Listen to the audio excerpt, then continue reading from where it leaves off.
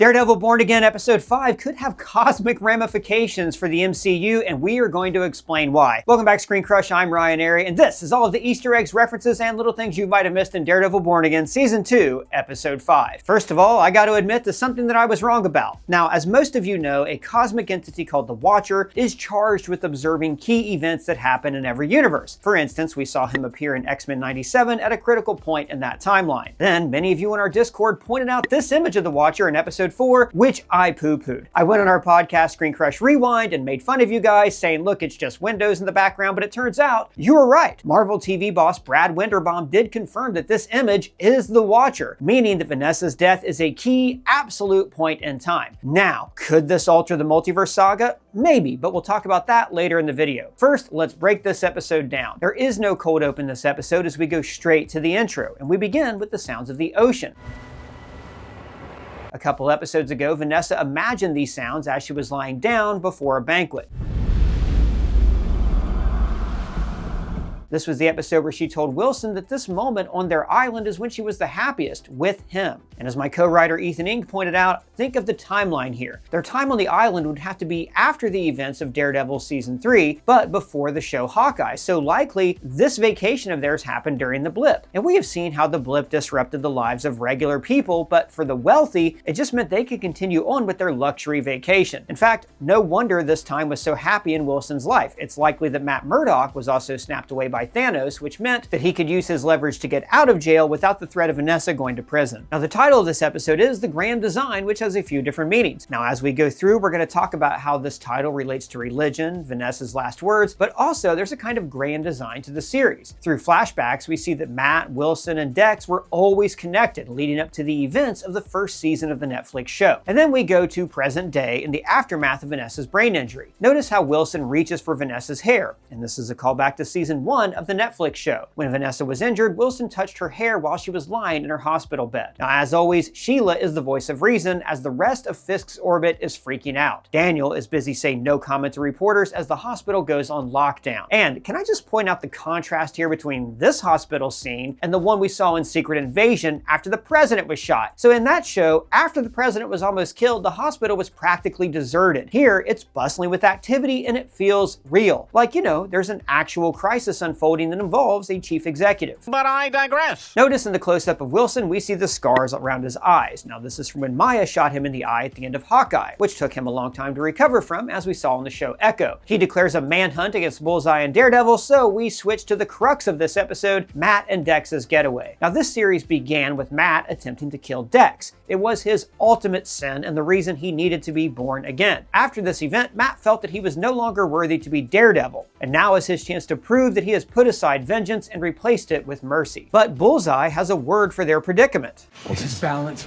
You know it. So this idea of balancing goes back to the scales of justice, the idea that the justice system is what balances out evil and good. Matt knows the system doesn't always work, so he finds balance by dressing up as a devil, whose primary function is to punish evildoers in hell, or in this case, Hell's Kitchen. Now, Bullseye is talking about balance in a more cosmic sense. For instance, Fisk killed Julie, the woman he loved, so he killed Vanessa. And now, because he also killed Foggy Nelson, an innocent man, he believes that he deserves to die. Every character in this episode believes in their own form of this grand design. For Matt, it's the will of God, and the idea that he has a plan for all of us. For Wilson, his own grand design is to balance the scales of justice himself. And for Wilson and Vanessa, they have their own concepts of the grand design that we'll talk about a little later. Hey, are we gonna go on a run after work? Absolutely, man, I wouldn't miss it. But then why are you drinking that thin can of soda? Oh, this isn't soda, this is Element, and it has changed the way I work out. This is one of my favorite sponsors that we work with, and I am thrilled they are sponsoring this video. I'm sure you guys have probably noticed, I even drink this stuff when we're not even advertising it, like on our live streams. Like when I started back at the gym, I felt rough the next day. Headaches, cramps, just all around fatigue. And this is because I was not getting the right amount of electrolytes. Element helps me to stay hydrated without the sugar that I find in other electrolyte drinks. So the secret ingredient here is salt. There's a growing body of research that reveals that optimal health outcomes occur with a sodium level that's 2 to 3 times the government recommendations. Now, I was dubious about this until I tried it. Now I've been using Element powder for almost a year, and now I'm also drinking these new 12-ounce sparkling cans, which come in 4 flavors: black cherry salt, orange salt, pineapple salt, and my favorite, lemonade salt. This is formulated for a 12-ounce serving, and these cans deliver 500 milligrams of sodium, 100 milligrams of potassium, and 30 milligrams of magnesium. Plus, they taste great. I have an Element every day. I have greater focus, energy, and it's a delicious way to stay hydrated. You can also get a free sample pack of Element's most popular drink mix flavors with any purchase at drinklmnt.com/ScreenCrush. And hey, if you want to try it out first, Element has a risk-free and money-back guarantee. If you don't like it, you can just give it to a friend. You don't even have to send it back, and then they will give you your money back. But I'm telling you, this works great for me. It's one of my favorite products that sponsor us here at the channel. So to get our exclusive deal, go to drinklmnt.com/ScreenCrush or click the link below to get a free sample pack with any purchase. Try it out, see what you think, and I don't think you're going to regret it. I love this product. Now, back to what I was saying. Now, this episode is laser focused on these personal relationships, but there's also just a little bit of world building and character shading. Like when Daredevil asks for paper towels, the kitchen worker says, "Whatever you need, man, we're with you." Now, it's a subtle way to show how the city is behind Daredevil and against Fisk. Last season, we probably just would have learned about that in some kind of BB report. And of course, BB tries to get a scoop out of Daniel, and she finally takes it too far. Now, she seems to feel bad and hugs him, but is he starting to truly see through her act? I'm thinking this season might end with him strangling her, like how his mentor, Mr. Fisk, strangled her Uncle Ben. And notice that in Vanessa's hospital room, the white curtains create a bright white wall behind Fisk. This not only foreshadows the ending of the episode, but it also reminds us of the painting that brought them together, Rabbit in a Snowstorm. Where was that again? Okay, so just to recap, the two of them met in season 1, episode 3, when Wilson couldn't take his eyes off this painting in a gallery. He told her,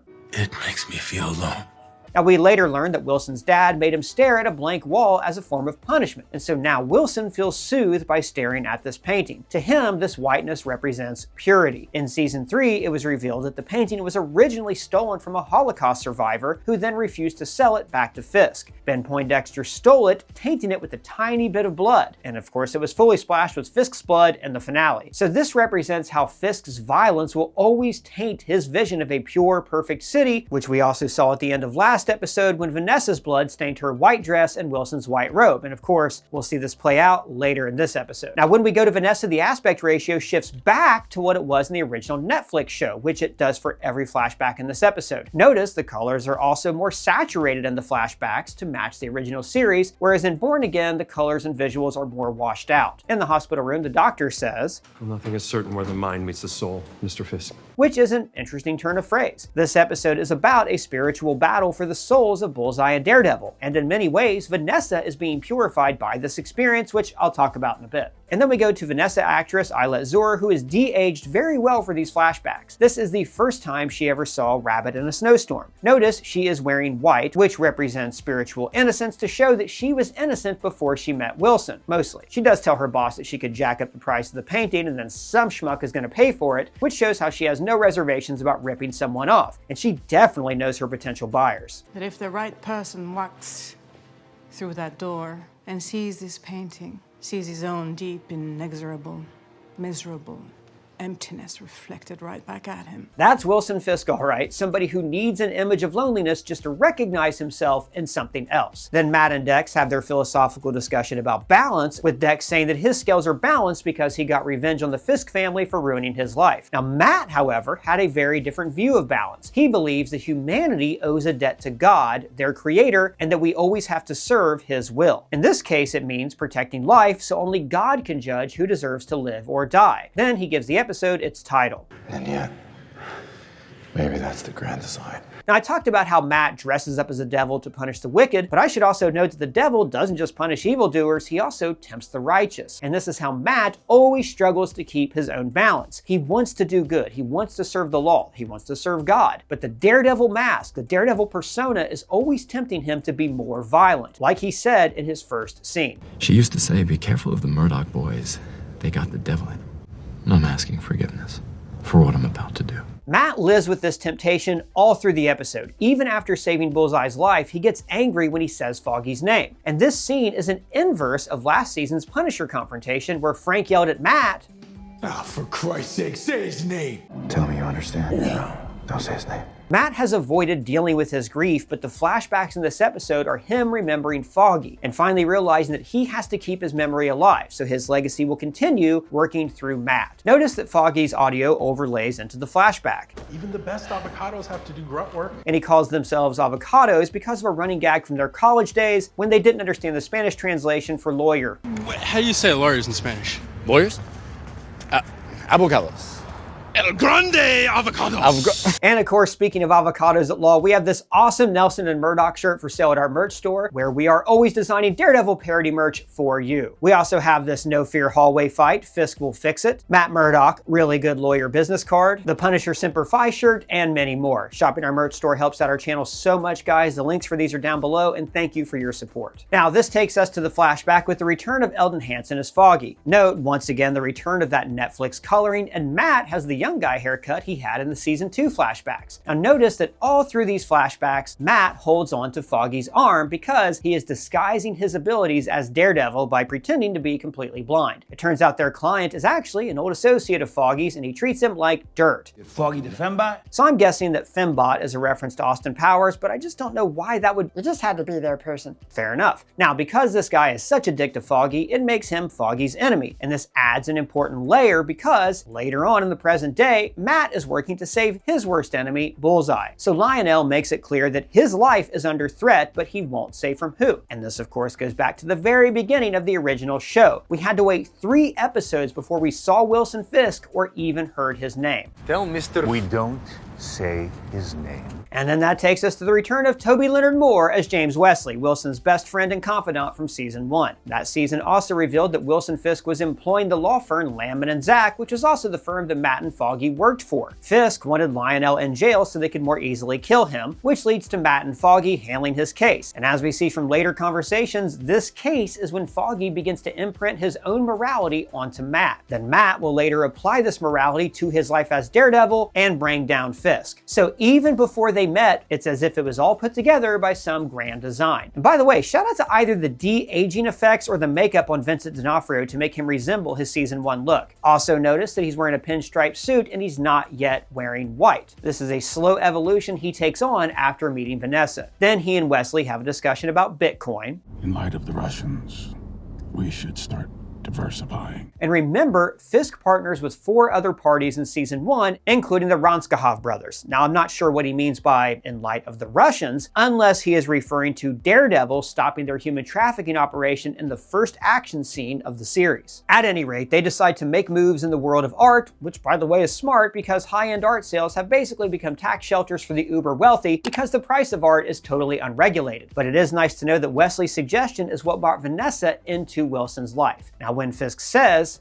in this new world, he is talking about life after the events of the Avengers. The Battle of New York created opportunities for everyone, so organized crime took advantage. But then again, so did Matt and Foggy. They were only able to rent their first office because the rent was so low after people fled the city after aliens invaded. So Fisk is derisive about art, which reminds me of how he turned up his nose at regular people back in season 1. This world around us is preoccupied with celebrity weddings and videos of cats. And now he talks about the art world.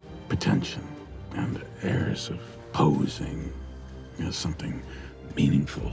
And yet, the moment he sees Rabbit in a snowstorm, it speaks to him and brings him the ultimate meaning of his life, Vanessa, which takes us to the hospital. Now, instead of staring at a painting, he is looking into the window, his reflection rendering himself like he's a ghost, because without her, Wilson is no longer truly alive. And this is all intercut with Matt and Bullseye in the tunnels, where they say, First you try to kill me, and then you try to save me. I'm trying to save you because I tried to kill you. Well, maybe tonight's penance is mutual. Now, Matt is looking for penance to atone for trying to kill Bullseye, and this part of the conversation is a follow-up to their prison interrogation scene from last season. Matt says he won't let Dex die, because last season Dex said, Because that's what good men do, right?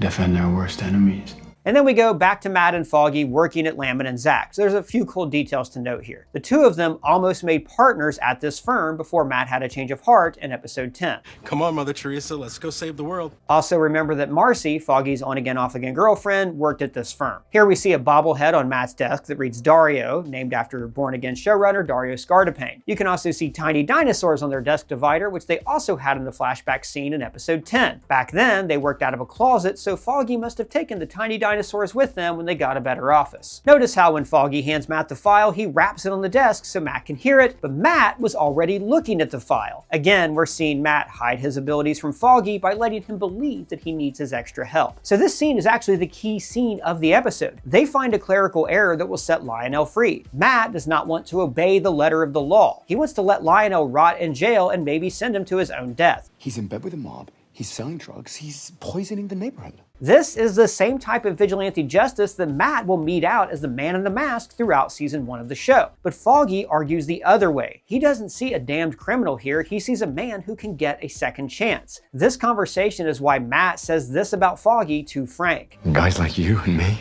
we could work a lifetime and never measure up to his decency.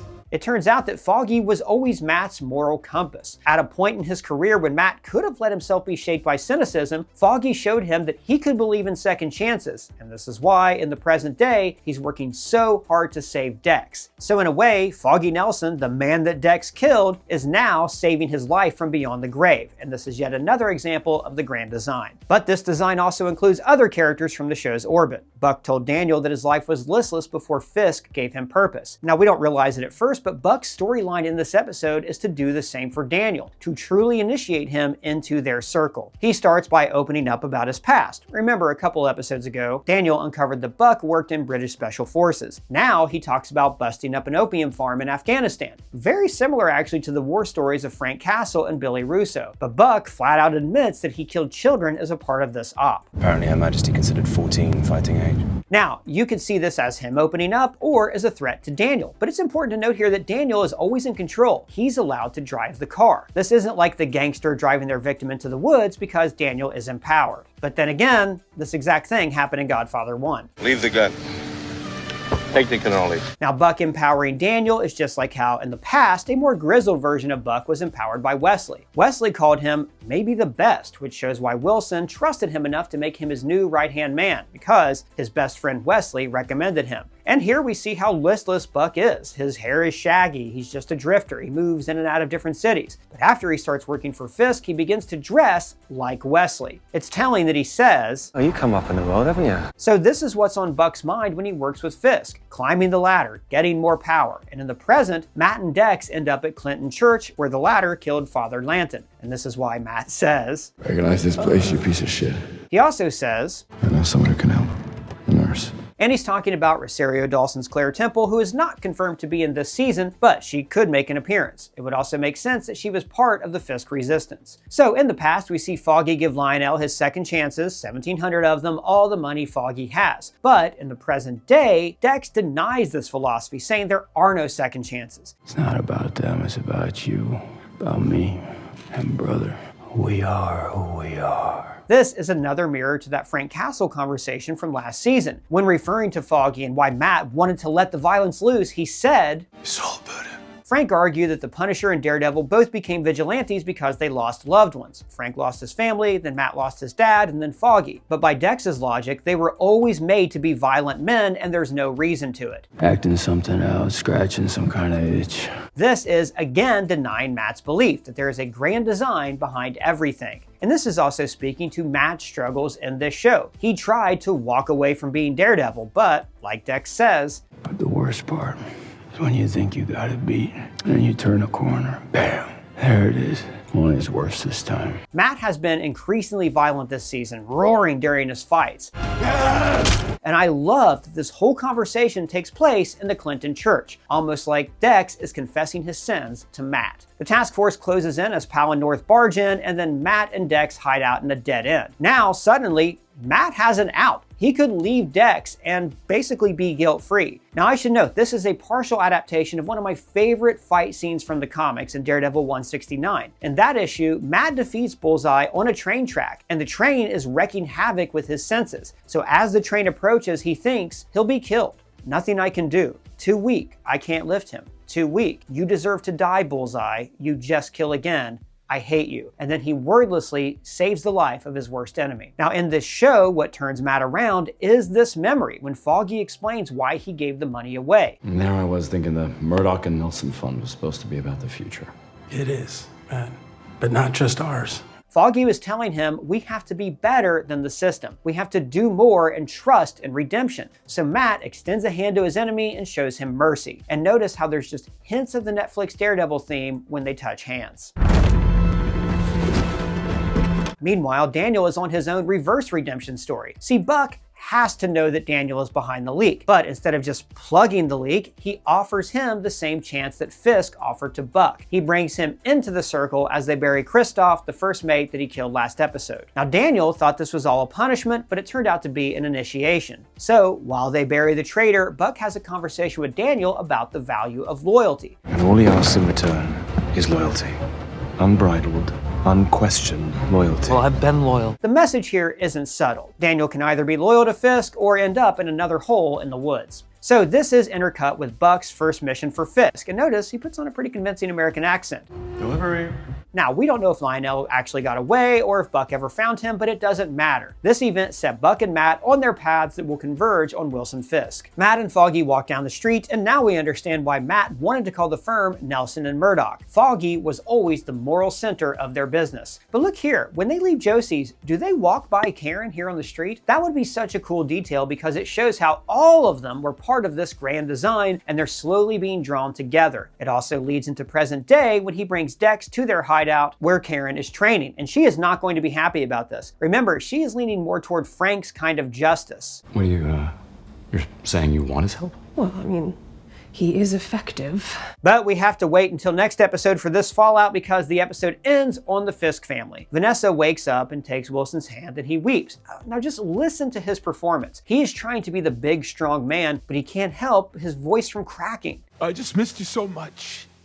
That's all, I just missed you so much. He cries like a little boy. Remember, Vincent D'Onofrio once described Fisk in 2 words, child and monster. There are countless scenes where we see the monstrous side of Fisk, but here we're seeing the childlike worry in him finally bubbling up to the surface. And immediately he says, What can I do? Can I do something for you? Acts of service are his love language. He wants to pamper her and he'd do anything for his loved ones, anything to earn their affection. But notice there's something strange here. She wants pineapple juice. You don't like pineapple. This is a subtle indication that the brain injury has changed her. She is not herself anymore. Like when he yells at the nurse, she's shocked at this outburst. Why did you scare the poor girl? It's almost like the injury has restored her purity and innocence, like she too has become born again. And maybe her memory is shaky because she wants to rehear the story of how they met. And this is intercut with Fisk outside the art gallery. Note, this is not the night they met. She was wearing different clothes in the Netflix series. So this could mean that he sees her at the gallery, and this makes him decide to come back later, meaning that their meeting was not a chance encounter. She caught his eye when he was still outside of the gallery. Or maybe this is just how he's remembering this event, with her dressed in his favorite color, white. He says it was luck that they met, and she once again name drops the title of the episode. Grand design. Which again, the image of the Watcher in the last episode makes this seem true. See, in the movie Into the Spider-Verse, Kingpin starts to mess with the multiverse because he has lost Vanessa and he's trying to find her in another reality. It could be that in the multiverse, losing Vanessa is a canon event for Wilson Fisk. Maybe he loses her in every reality, and this drives him to sometimes search the multiverse to find her. Now, if the multiverse saga was a huge hit, I would say maybe we could see this play out in season 3. But I doubt it. This mention of the grand design also calls back to Matt's final monologue in the original series. He recounts Father Lanton's teachings. God's plan is like a beautiful tapestry. And the tragedy of being human is that we only get a hint at the true beauty that would be revealed if we could see the whole pattern, as God does. So part of that grand design is that Vanessa Fisk must die. Much like Christine in the What If episode, What If Doctor Strange Lost His Heart instead of his hands, her death can never be prevented. So she codes, and we see her in front of Rabbit in a snowstorm. She and Wilson are bathed in heavenly light. And remember, White for Wilson stands for loneliness, so the cuts between this hospital and the painting symbolize how the two of them felt alone when they were separate. And now, Wilson is about to be alone forever. The heavenly light symbolizes Vanessa's coming death. Fisk then cries straight into the camera as if we, the audience, are Rabbit in a snowstorm. Fisk is once again crying into the drywall, helpless and alone in this situation. And then we cut to Wilson staring through the painting again, now truly alone like he first explained. It makes me feel alone. Then we see his cufflinks, which belonged to his father, and he wore them as a reminder that he was different from his dad. That's why I still wear these, to remind myself that I'm not cruel for the sake of cruelty. But Vanessa helped him to move on from that habit. She helped him to be more than his father, but without her, I think he's going to become exactly like his dad. He will be cruel for the sake of cruelty, and New York is not ready for the hell that he is about to unleash. And then waves play over the credits, bookending the start of the episode, almost as if this has always been a part of a grand design. Big shout out to my co-writer Ethan Ing. You can find his links below, or you can talk to either of us on our Discord server or subscribe to me on Substack. That would be a huge help. What did you think of the episode? Let me know your thoughts down in the comments below, and if it's your first time here, please subscribe, smash that bell for alerts. For ScreenCrush, I'm Ryan Airy.